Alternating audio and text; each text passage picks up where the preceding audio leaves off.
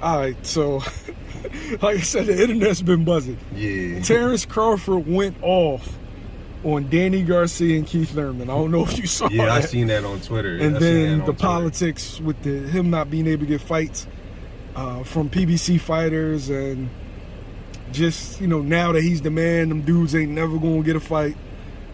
What was your thoughts on that? No, it's funny because when I seen it, I sent it to Danny. Danny didn't respond to it, but I seen he sprung like 5 minutes on Twitter after I sent it to him. My whole situation, right? Like, let's go to Terrence Crawford, right? Terrence Crawford is angry because the politics was against him. Right? Go back. We already know, like, I believe in best fighting the best, but I know it's a business. So you was with Top Rank. Remember, Danny and Keith Thurman, when they talking about 5-10 years ago and stuff like that, most of the time Terrence Crawford was one division lower than him. He was at 35, they was all competing at 40, and then Keith Thurman was coming up at 147.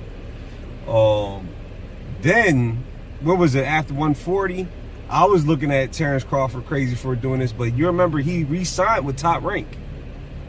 When he had all the smoke was over with PBC, he re-signed with Top Rank during his first 147 campaign. That's when him and Bob Arum was, I guess, not looking eye to eye because he wasn't selling, and Bob Arum gave him a crazy $3 to $4 million minimum. Million. So you gotta look at it. So you went and chose Top Rank knowing the main smoke and the main names is at PBC, and then you get mad because you feel like Earl made up oh yeah, you're across the street, this and that, the different politics of the promotion.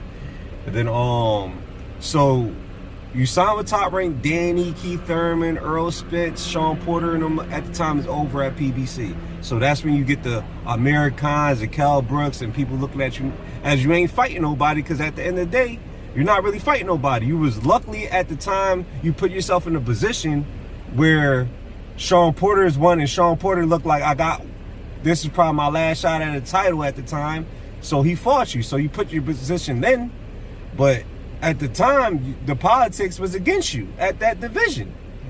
So you put yourself in that situation, but you also look at them crazy. Now let's go. Now that you're on the business side, like how you were saying 140, now he's talking all the business side and stuff like that.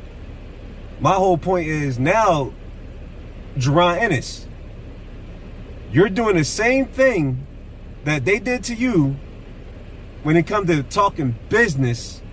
Wait it out till it makes sense, because Terrence Crawford versus Danny Garcia at that time wasn't big enough to merge pay-per-views. So they're not going over to the ESPN. You had John Molina and them go over to ESPN because it made sense for them. When they could have made just as much money fighting each other, Keith Thurman and Sean Porter, as much as fighting you, or even more. So where Terrence Crawford looked crazy at, and his fan base, I'm looking at him crazy, is you have so much anger that you felt like they never fought you. Now that you're on top, you don't want to fight them. But now you're doing it with Jaron Ennis, saying, oh yeah, he's not a big fight, which is false. Right now, Jaron Ennis is probably your third biggest fight.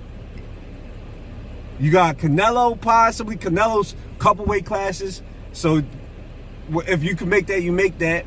You got Jermell Charlo, who's 154, where you talk about you're not going to. There's a rumor that you're not supposedly going to. At 147, Boots is his biggest fight. They don't want to see Keith Thurman, but I bet you if he stay at 147, if he fight Keith Thurman over Boots, it's because of business.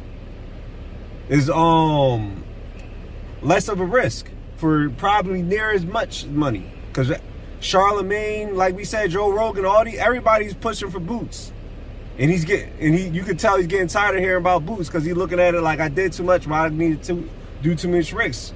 But you're doing the same thing business wise that you felt like Earl, Danny, Keith Thurman, Sean Porter did to you. You're doing it to Jaron Ennis. So that's where I say it's hypocritical about. But what I say is like, yo, get your money and be about business. But my whole thing is I'm not gonna be a fanager like how Crawford fans is doing, and just